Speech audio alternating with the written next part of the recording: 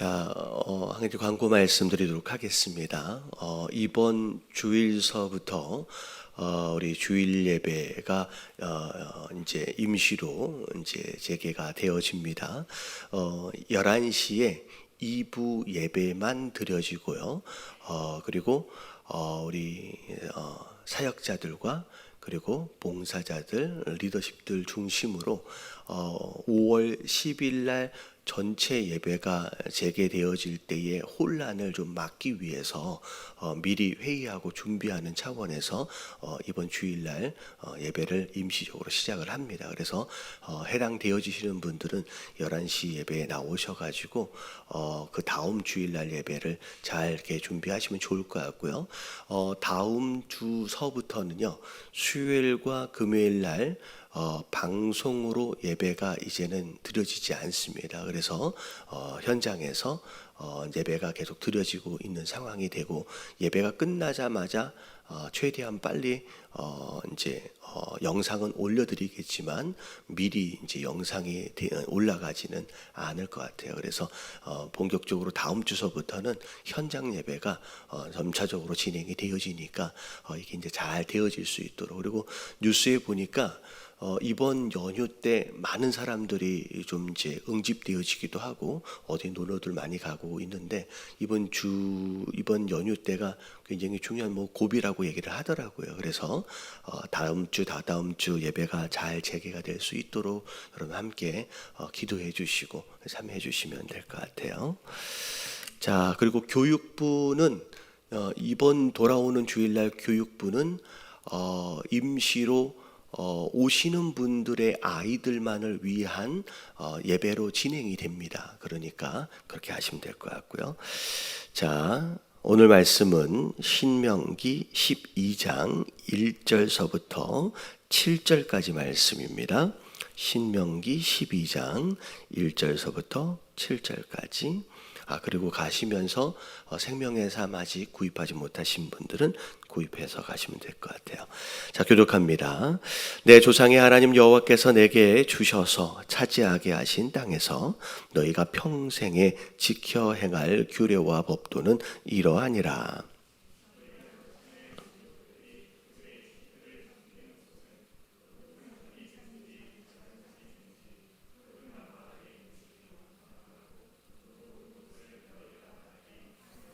그 제단을 헐며 주상을 깨트리며 아세라상을 불사르고 또 그 조각한 신상들을 찍어 그 이름을 그곳에서 멸하라.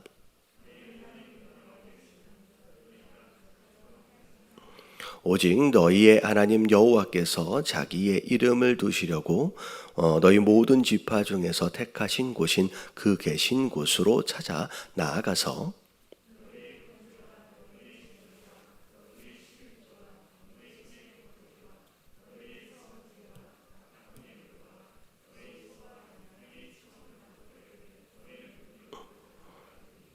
같이 봉독합니다. 거기 곧 너희의 하나님 여호와 앞에서 먹고 너희 하나님 여호와께서 너희의 손으로 수고한 일에 복 주심으로 말미암아 너희와 너희의 가족이 즐거워할지니라. 아멘. 자, 그 신명기의 말씀은 거의 비슷비슷합니다. 패턴 자체도 굉장히 비슷해서 한 장에 이런 패턴이 한 2번에서 3번 정도가 반복이 되어져요. 자, 첫 번째 내용은 하나님이 원하시는 것, 말씀에 대한 순종, 그리고 온전한 예배에 대한 지시, 명령이 앞에 부분에 나오고요. 그리고 그것이 마치 조건적으로 제시가 되어진 다음에 그 다음 내용은 그리하면 너희가 이러이러한 복을 받을 것이다 라고 하는 내용의 패턴이 계속 반복되어집니다. 자, 오늘도 이제 비슷한 내용이 똑같이 이제 반복되어지는데, 자, 내용들마다 약간의 강조하는 부분들이 좀 다르고요. 그리고 좀 표현되어지는 특별한 어떤 그런 단어들이나 이런 것들을 통하여서 우리가 매일매일 조금씩 다른 은혜를 조금씩 나누고 있어요. 자, 특별히 오늘 1절 말씀을 보니까 내 조상의 하나님 여호와께서 내게 주셔서 차지하게 하신 땅에서 자 너희가 자 어떻게 하래요? 평생에 지켜 행할 규례와 법도는 이러하니라. 자 이게 오늘 말씀에서의 좀 중요한 표현이 이제 평생이라고 하는 단어를 이제 처음 쓰는 것 같아요. 어떻게 보면 하나님의 말씀에 순종하는 것이 우리의 평생에 있어져야 할 그냥 일상과 같은 일이 되어져야 한다는 거죠. 그래서 어떤 상황이었기 때문에 그때는 순종을 하고 그렇지 않으면 그렇지 못하고의 상황이 아니라 아니면 내가 젊었을 때는 그리했는데 또 나중엔 또 그리하지 못하고의 상황이 아니라 하나님 말씀에 대한 순종은 나이가 적든 많든 어떤 상황이든 어떤 장소든 상관이 없이 그냥 내 평생에 그냥 쭉 이어가야 할 우리의 일상의 모습이어야 한다라는 거죠. 그래서 자 오늘이니까라고 하는 게 아니라 그냥 평생인 거예요. 그런 말씀에 대한 순종은 그냥 우리가 처음부터 그냥 끝까지 그냥 지고 가야 할 어떤 짐이라고 그러면 좀 그럴 수 있지만 마치 멍에처럼 마치 우리에게 허락하신 사명처럼 그냥 내려놓지 마시고 끝까지 메고 가시는 저와 여러분들 되시길 주님의 이름으로 축원합니다. 그래서 말씀을 짐은 내려놔야 되잖아요. 짐 지고 가는 자들 다 내게로 와라 라고 예수님 말씀하신 것처럼 여러분 짐은요 하나님께 내려놔야 돼요. 예수님께 풀어놔야 되거든요. 왜냐면 짐은 지고 갈수록 골병만 들어요. 근데 그 대신 예수님께서 우리에게 허락하시는 멍에라고 하는 게 있습니다. 여러분 이 멍에는 사명이거든요. 그러니까 말씀에 순종하는 것은 마치 멍에를 평생 짊어지고 가는 것처럼 우리가 끝까지 지켜야 할 그런 삶의 일상의 모습이다라고 하는 것을 기억하시면서 그냥 쭉 가시면 좋습니다.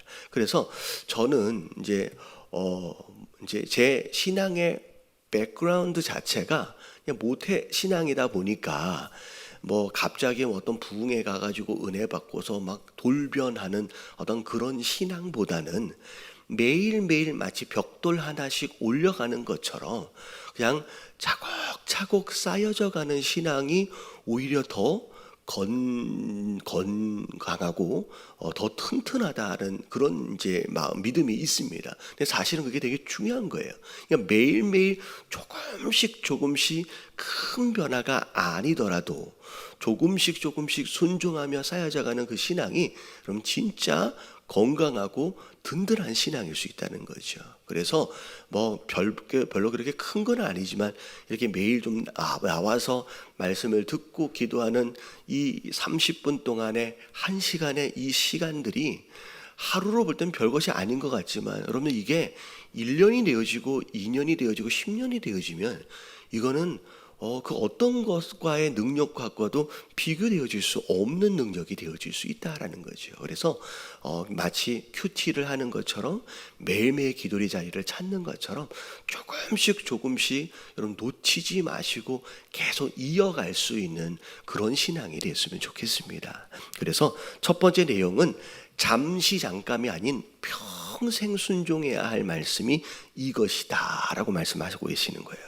자, 그런 가운데 첫 번째 2절과 3절의 내용을 보니까 너희가 쫓아낼 민족들이 그들의 신들을 섬기는 곳은 높은 산이든지 작은 산이든지 푸른 나무 아래든지 막론하고 그 모든 것들을 너희가 마땅히 뭐하래요? 파멸하래요. 그러니까 완전히 부서뜨려서 없애버리래요. 그리고 더 자세하게 그 제단 그들이 우상을 섬기기 위해서 제물을 바치던 그 제물은 아예 헐어버려라. 그리고 주상 부어서 만든 우상의 모습들은 다 깨트려 버려라. 아세라상은 어떻게 하래요? 이거는 나무로 만든 우상이기 때문에 불살라 버려라. 또 그 조각한 신상들은 다 찍어서 그 이름을 그곳에서 멸하라 라고 말씀하세요. 그러면 이것을 언제까지 해야 돼요? 여러분, 평생 하는 거예요. 여러분, 이게 굉장히 중요한 개념입니다. 자, 가나안 땅 안에 들어갔어요. 들어가면 우상들이 있을 거 아니에요. 제단이 있을 거 아니에요. 그러면 헐어버리고 찍어버리고 태워버리고 다 제거해 버리면 그걸로 끝난 것 같아요. 근데 이걸 언제까지 해야 해요? 여러분, 평생 하란 얘기는 우상이 한 번에 제거되어지는 게 아니라는 거예요. 심지어 제거되어진 그 우상도 어느 순간에 또 다시 세워져 있는 거예요. 그래서 우상에 대한 제거의 작업, 우상을 허무는 작업은 이런 평생 이어져야 할 우리의 숙제 가운데 하나라는 거예요. 왜냐하면 여러분, 이런 거예요. 신앙생활 하면서 우리가 예수님 만나기 전에 믿고 의지하고 사랑하는 것들이 있었거든요. 여러분, 이것을 예수님을 주님으로 영접하는 순간 우리는 결단했어요. 하나님, 이제 이것을 의지하지 않겠습니다. 하나님, 이것을 이제는 섬기지 않고 이젠 사랑하지 않겠습니다 라고 분명히 결단하여 우리가 버렸거든요. 근데 잘 생각해 보면 어느 순간에 우리 마음에 그게 또 들어와 있어요. 그것이 또 견고하게 또 세워져 가고 있다는 거예요. 하나님은 돈 의지하지 않겠습니다. 하나님, 사람 의지하지 않겠습니다. 하나님, 세상 성공 따라가지 않겠습니다 라고 버렸거든요. 근데 버렸는데 하룻밤만 자고 일어나면 또 안에 들어와 있는 거예요. 그래서 이런 우상을 회파하는 이 작업은 한 번에 끝나는 게 아니라 언제까지 하는 거예요? 여러분, 우리가 죽을 때까지 하는 것이 우상을 허무는 작업이라는 거예요. 여러분, 이거는 끝나지 않습니다. 여러분, 죽기 직전까지 우리 안에서 스물스물 올라오는 우상들이 계속 있어질 거라는 거죠. 우리가 육신을 입고 있는 한 이 우상으로부터 완벽하게 자유로울 수 있는 사람은 아무도 없어요. 여러분, 평생 해야 할 작업이 이 우상에 대한 일이다라는 거. 여러분, 오늘 하루도 이 아침에 기도하실 때 하나님, 내가 이미 버렸음에도 불구하고 또 이 마음속에서부터 올라오고 있는 또 다른 우상들은 없는지 하나님, 이 하루도 이 우상을 허물면서 하루를 시작할 수 있도록 해달라고 여러분 기도하시길 주님의 이름으로 축원합니다. 그러면서 자, 우상들은 깨트려버리고 불살라버리고 찍어버려야 돼요. 자, 근데 4절에 보니까 너의 하나님 여호와께서 너희가 그처럼 행하지 말고, 이게 한국말로 표현이 굉장히 어색하게 되어 있는데 여러분, 이건 무슨 의미냐면 하나님을 섬긴다고 하면서 마치 우상을 섬기는 것처럼의 방법을 가지고 하나님을 섬기지 말라는 거예요. 자, 이건 그런 거예요. 자, 우상도 자꾸 올라오지만 버려버린 우상, 그것을 섬기며 따라가던 옛 습관과 습성들이 있었어요. 근데 하나님, 섬기는 대상이 바뀌었음에도 불구하고 그 하나님을 예전에 내가 살아가던 그 모습처럼 섬기는 거 하나님이 원하시지 않는다는 거예요. 다시 말하면 섬기는 대상도 우리가 바뀌어야 하지만 섬기는 방법조차도 하나님이 바꾸길 원하시는 거예요. 그러니까 다시 말하면 방향도 바뀌었지만 그 우리가 살아가는 습관조차도, 우리의 삶의 패턴조차도 하나님께서 바꿔가시길 원하신다라는 거죠. 여러분, 우리의 삶의 습관도 바꾸시길 주님의 이름으로 축원합니다. 그래서 예전에는 밤 늦게까지 무엇인가를 하면서 지냈던 우리의 삶의 모습이었다라고 한다면 이제는 어떻게 되는 거예요? 오히려 아침 일찍 하나님을 예배하는 삶의 습관으로 이렇게 바꿔가는 것처럼 우리의 삶의 이제 습관들도 이렇게 바꿔가야 할 필요가 있다는 거예요. 자, 그러면서 자, 오직 너희 하나님 여호와께서 자기의 이름을 두시려고 너희 모든 지파 중에서 택하신 곳인 그 계신 곳으로 찾아 나아가서, 자, 장소에 대한 내용이에요. 자, 이런 겁니다. 이스라엘 백성들이 광야에 있었을 때는 성막을 중심으로 동서남북 세 개의 지파가 진영을 꾸려서 진을 치고 있었어요. 자, 그래서 사실은 제 하나님께 예배를 드리기 위하여 성막으로 나오는데 아무리 오래 걸려도 뭐 20분, 30분이면 짐승 끌고서 그냥 올 수 있는 그 거리예요. 그 광야에서는 함께 모여 살았잖아요. 텐트를 치고서. 근데 가나안 땅 안에 들어가게 되면, 자, 하나님께서 아직 여기에선 나오진 않지만, 자, 어떠한 한 장소를 정해서 거기에다가 성막을 칠 겁니다. 그렇지만 이스라엘의 12지파가 가나안 전역에 흩어져서 살게 돼요. 그러면 전에는 성막이 가까우니까 금방 찾아와서 함께 예배할 수가 있었는데, 자, 이제는 어떻게 되냐면 성막이 너무 멀어지는 거예요. 심지어 하루길, 이틀길이 돼버리는 거예요. 그렇게 되면 어떻게 되냐면 각자 가까운 산이나 어떤 산 나무 밑에다가 나름대로의 제단을 쌓아놓고 예배를 하는 상황들이 벌어진다는 거죠. 근데 하나님은 그걸 원하시지 않았어요. 예배만큼은 내가 정한 곳에서 예배하라 라고 말씀을 하시는 거예요. 비록 멀더라도 그 짐승을 끌고 와라 라고 말씀하시는 거예요. 자, 내일 말씀 그리고 금요일 저녁 말씀까지 쭉 이어지는 내용들 가운데 하나가 뭐냐면, 원래는 광야에서는 고기를 먹을 때 모든 짐승을 다 성막 앞으로 다 가지고 나와서 잡도록 했습니다. 그냥 개인적으로 짐승을 잡아서 먹을 수 없었어요. 근데 가나안 땅 안에 들어가서는 전부 다 흩어져서 사니까 먹기 위하여 잡는 짐승은 너희가 정한 성읍에서 먹고 마셔라, 잡아서 먹어라 라고 말씀하시는 거예요. 심지어 그것도 성막까지 가져 나오려면 고기 한 번 먹으려면 며칠씩 걸리는 거예요. 근데 식용을 위하여 잡는 짐승은 너희 성읍에서 알아서 잡아서 먹을 수 있지만 내게 드려져야 할 제물에 대해서는 반드시 내가 정한 곳에서 나와서 해야 한다라고 말씀하시는 거예요. 이게 왜 그러냐면 각 성읍들마다 각 산들마다 이방신을 섬기던 제단들이 다 있었어요. 그러다 보면 어떻게 되냐면 거기에서 마음대로 하나님을 예배한다고 하다 보면 어떻게 되냐면 하나님을 예배한다라고 하지만 이방신을 섬기던 습관을 따라서 흘러가 버린다. 통제가 안 되는 거예요. 그냥 우상 숭배로 빠져버릴 가능성이 높기 때문에, 그래서 그 짐승들은 하루길이 되든 이틀길이 되든 내가 정한 그 장소까지 끌고 와라 라고 말씀하시는 거예요.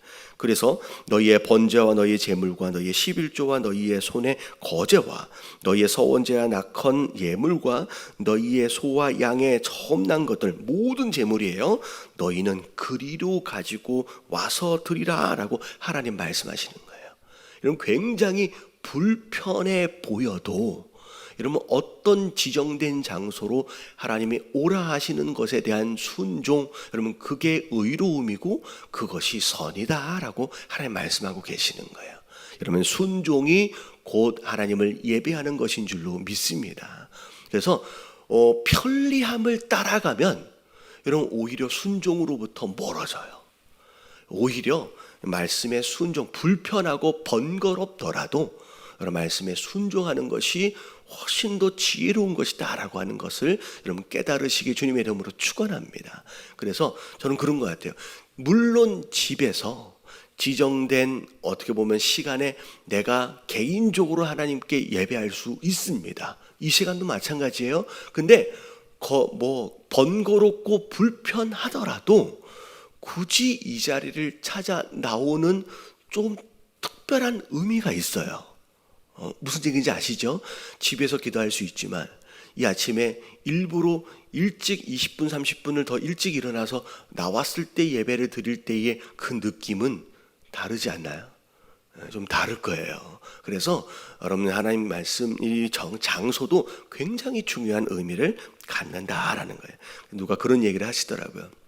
거의 2달 동안 모니터로 이제 가정에서 예배를 드리는 상황들 가운데 이게 함께 모여서 예배하는 것이 얼마나 좋은 것이었는지, 우리가 같이 모여졌을 때 어떻게 보면 이 장소가 성전은 아닙니다.